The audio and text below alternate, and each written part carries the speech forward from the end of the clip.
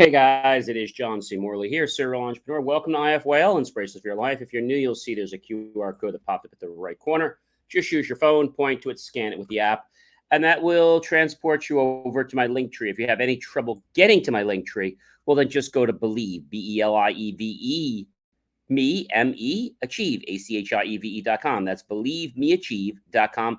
And you'll be teleported over to my link tree. But lots of great links. Make sure you check out John's Daily National Day video, the first one, and JCM Academy TikTok, and lots of other great stuff on there, like the Science Channel and Super Motivational Friday and JCM Academy. So there's lots of great stuff there that I know you're definitely going to want to, how can I say, check out. All right. So I want to thank, first of all, the people coming back. Welcome back, my friends, colleagues, and wonderful associates. Thank you for being here all this time and for making the choice, ladies and gentlemen, to support the channel. Really appreciate that. And hopefully the new people will become loyal just like all of you have been. Now, let's get into that master topic, shall we? All right, we want a brand new one because today is Saturday, and every Saturday we start with a brand new one, and then we end on Friday with the end of that master topic series. All right, so why? That's always the question. Why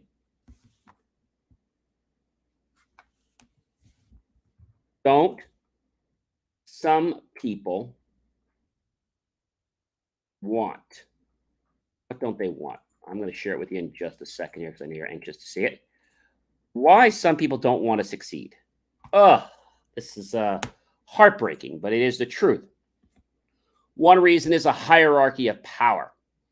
It happens because people, they do not want you to succeed in life, okay? And because of this, their personal need for control. Sounds silly, right? So most of the time when others see you doing better than them, it gives them a sense of discouragement. And they fear that your success will change the perceived views of the outside world. When people have set expectations of who they think we are or what they think we are capable of accomplishing, it changes the world. But I have to tell you something. The paradigm of success will not hurt your life, but you need to embrace it, because when you embrace success, it's like this Pandora's positive box that opens up to unlimited potential. Now, you might be saying to me, John, why would anybody be fearful of success? Well, there are lots of reasons, but the one we're talking about today is the one I just talked to you about. And that is really important because a hierarchy of power, right? When we think we're capable of accomplishing something, and then we're able to accomplish much more, okay? And a lot of people respond in a negative manner when we exceed the expectations that we originally set for us. Now, if you get people being negative around you, and I've said this before, ladies and gentlemen, no one has the right to make you feel inferior about yourself. Let me say that again. No one has the right to make you feel inferior about yourself. No one. No one has the right to make you feel inferior about yourself. Do you get it? No one has the right to make you feel inferior about yourself. So if you let someone do that, of course you're going to feel bad. You're going to feel horrible. But there are a lot of people in our world that they are always me-centered, me-focused. And so the minute you start to succeed, okay, it changes things. It even changes things from you, from your perspective, because you're like, oh my gosh, I'm succeeding now. Well, what do I do? People are going to think about me differently. Yeah, they're going to think about you differently. They're going to know that they can't jerk you around. They're going to know that you actually get things done. And, some of the people that you believe are your friends, I got some bad news. They're going to drift out of your life. But, chill, because those people were never meant to be in your life. They were just there to agonize, annoy, and prevent you from being the full potential of who you really are. Well, why would somebody want to stop me? Well, because they feel that if they're not successful, then you shouldn't be successful. Now, that's a wacky coinkydink, right? But it's the truth, ladies and gentlemen. It's really the truth. And again, we call it the hierarchy power. The need for control.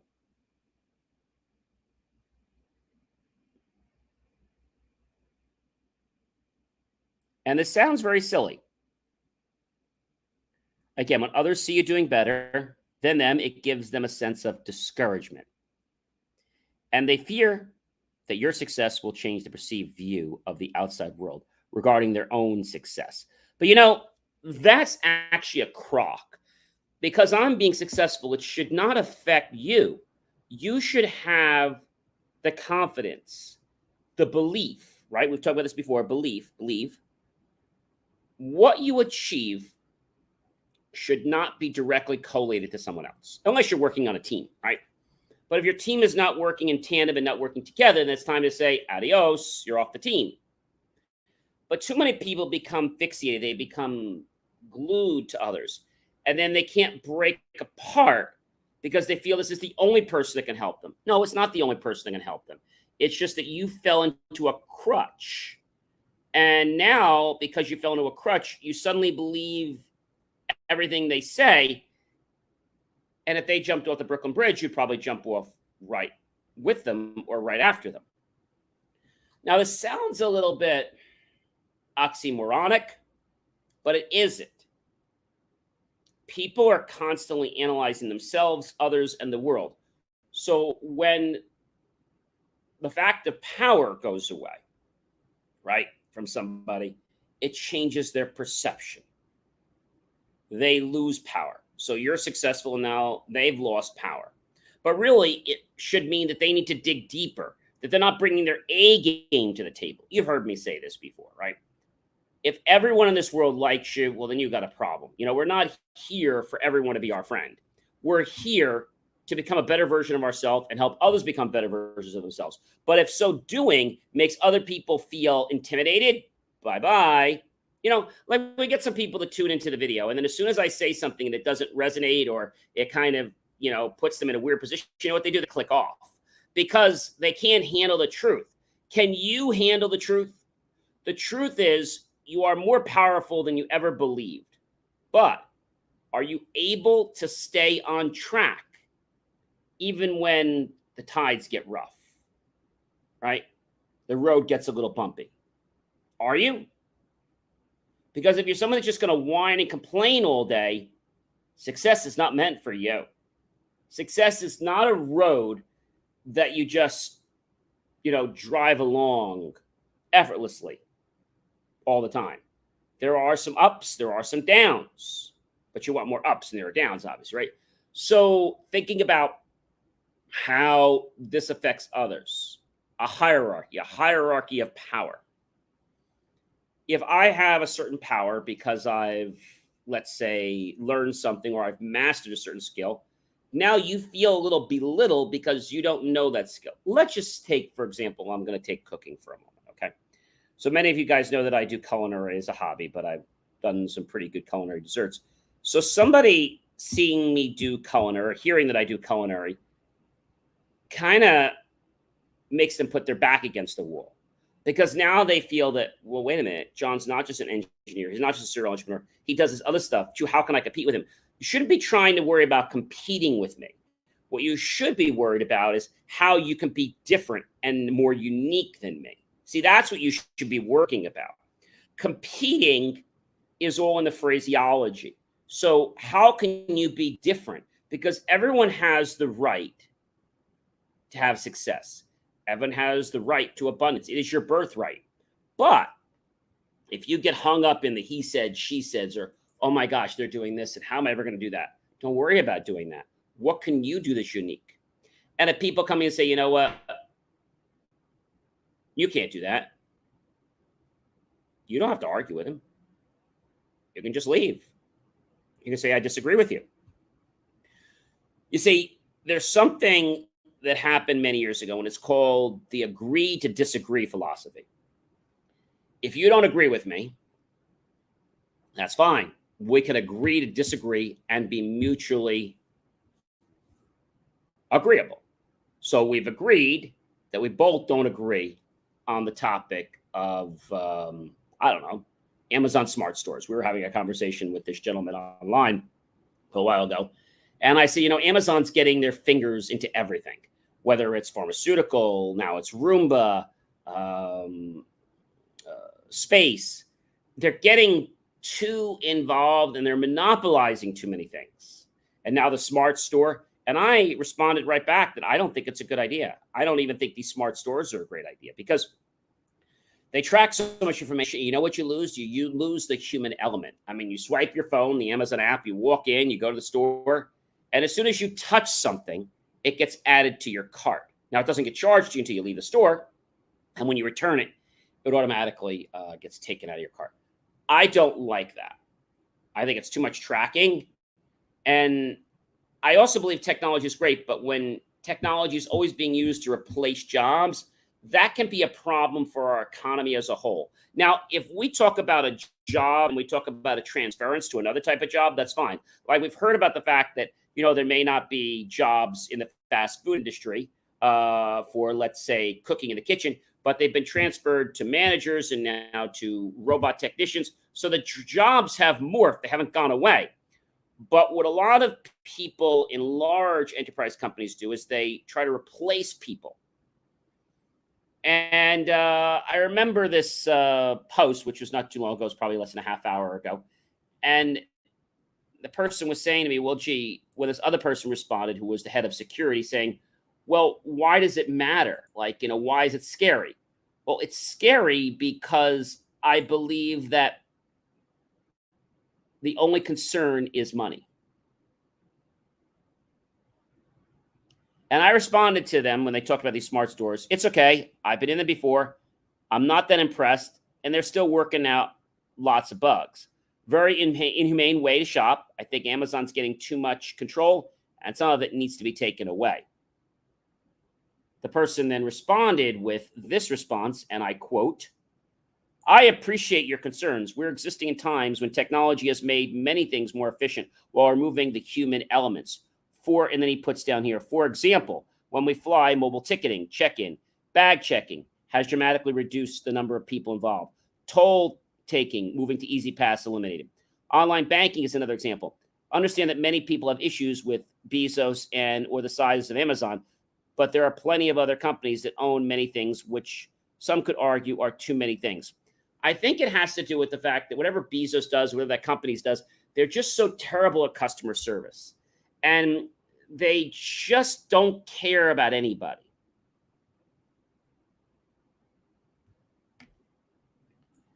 And I think that's what it comes down to. They want to do whatever it is, and I'm not going to mention certain of our official sons who own companies that are battery companies, and that's why they were really trying to end and raise gas, is I think because of this a little bit of nepotism going on. Now, of course, they would never admit that, but let's face it, our political world is corrupt. Yeah, I've said it. It's corrupt. Some less than others, some more than others. But there's always a punch to do what's going to help someone close to them. Now, that shouldn't be the case when it comes to government. Okay? And making a decision to whether something can be done or not be done because of somebody's relative that owns a battery company or something similar, I think that's just very unprofessional. I think it's showing the fact that we really don't care what America needs. We're just going to do whatever my family needs. Now, I'm not saying what your family needs or doesn't need isn't important. I'm saying there's a place for all that. And it's certainly not at the head of our country. Amazon does technology every day, okay? I'll give an example. They just started a while back improving their photo services, right? Where they store all kinds of photo. And they're getting rid of Amazon document services. Now, they never polled or asked anybody. They just got rid of it because they thought that was the best thing for them. So those are the kinds of problems, I mean. They just do things that drive more money, but they don't do anything that actually helps the human population. They just expect the human population to just blend in. And that's why I'm not a big Amazon lover. They do what they need to do to get more green, but they couldn't care less what you think, what I think. They don't care. And any company that fires people by a bot or by an email, I think that's just below the belt. I would tell no one to work for that company, even if they paid you hundreds of thousands of dollars an hour. The fact that you could just be fired or written up just by a bot analyzing your activity, that's crazy. That's insane. But we as Americans are allowing this to happen. Why are we continuing to buy from Amazon? Why are we supporting them? Why aren't we boycotting them? Because I feel they don't really care about you or I. They just care about themselves. And nobody says anything because, they've got such a large infrastructure. But now they're putting parties online on Facebook and LinkedIn, hiring parties for Amazon. And they're willing to provide you free transportation to the facility. But why are so many deaths happening at these facilities? Why are people being asked to work harder, and then when they can't, they're suddenly written up and then they're fired? And then when people need help, they go to the medical clinic that Amazon has on premise. They get shoved some Advil or aspirin and get told to go back to work, when really they might need to be taken off the job and sent home. People have issues with their Achilles heel, their legs, their knees, their back, their stomach, their shoulders, their hands. All kinds of injuries are happening at Amazon. And I ask you, ladies and gentlemen, why are we allowing this to continue going on? Why? That's my question to you. Why? So you could save a few extra cents. Amazon's not that cheap on everything. You could buy things cheaper other places. There's a convenience factor with Amazon. I will grant you that. But we've allowed Amazon to do that. If we decided to get smart and we bought from other places, Amazon would lose their power. See, we're giving them their power. That's the whole reason. I try not to buy from them, or at least very little, because I find that nothing I do for them is going to help our economy. In fact, anything, it's going to worsen it. I mean, look what they did with Amazon Prime. They raised Amazon Prime rate. You call them and you have to almost beg to speak to a U.S. person. They just don't have it. And the people they hire in these very good positions, they're just abusing them. And they're going to burn them out.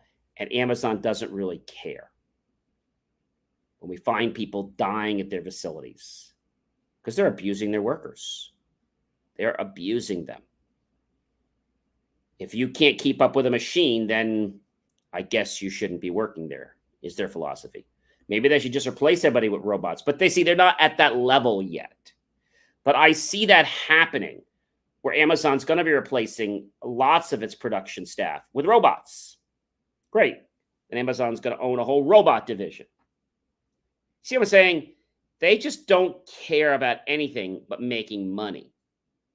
The only way for Amazon to go down is for people to stop buying from them, or for Amazon to implode. So how would Amazon implode? Very simply.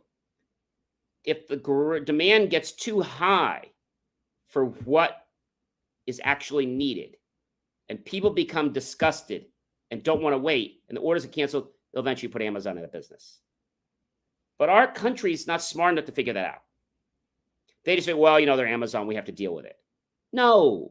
When I have a problem with Amazon, what do? I have a federal complaint with Department of Banking, DOBRA, Department of Banking and Insurance, okay? Regulations. Department of Banking, Regulation, Insurance. I go to Better Business Bureau. I go to Consumer Affairs. But you all get appeased by their customer service, which sucks. Really terrible.